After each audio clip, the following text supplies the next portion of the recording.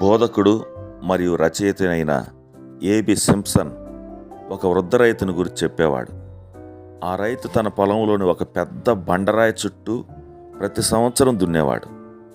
దానికి తాకడం వల్ల అతడు ఎన్నోసార్లు తన నాగిలిని పలుగుపార్లను విరగ్గొట్టుకున్నాడు. దానిని చూసినప్పుడల్లా దానివల్ల తనకు కలుగుతున్న నష్టానికి, ఇబ్బందికి అతని మనసు కోపంతో నిండిపోయేది. ఒకరోజు దానిని ఎలాగైనా తవ్వి పెళ్లగించి తీసిపారేయాలని అతడు నిర్ణయించుకున్నాడు. ఒక పెద్ద గుణపాన్ని ఒకవైపు నుంచి దాని క్రిందుగా పోనిచ్చినప్పుడు అది కేవలం ఒక అడుగు మందం మాత్రమే ఉన్న రాయని తెలియడంతో ఆశ్చర్యపోయాడు. వెంటనే దానిని నేల నుండి పెళ్లగించి దూరంగా తీసుకుని పోయి పారేశాడు.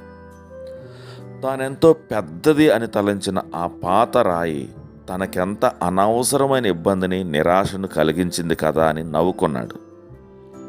ప్రతి సమస్య ఆ రాయి అంత సులభంగా తొలగించబడదు. అయితే అన్ని పరిణామాల సమస్యలను, కష్టాలను ఎదుర్కోవడానికి ప్రార్థన ఒక శక్తివంతమైన సాధనం. ప్రతి సందర్భంలోనూ, అన్ని పరిస్థితుల్లోనూ ప్రార్థనను ఉపయోగించుకోవాలని పౌలు మనకు చెప్పాడు.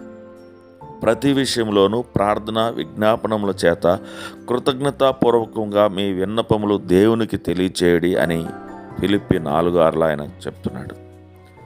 కొన్నిసార్లు మనం ప్రార్థించినప్పుడు ప్రాతకాలపు మంచును సూర్యరశ్మి ఆవిరిగా మార్చి తొలగించినట్టుగా దేవుడు మన సమస్యను దూరం చేస్తాడు.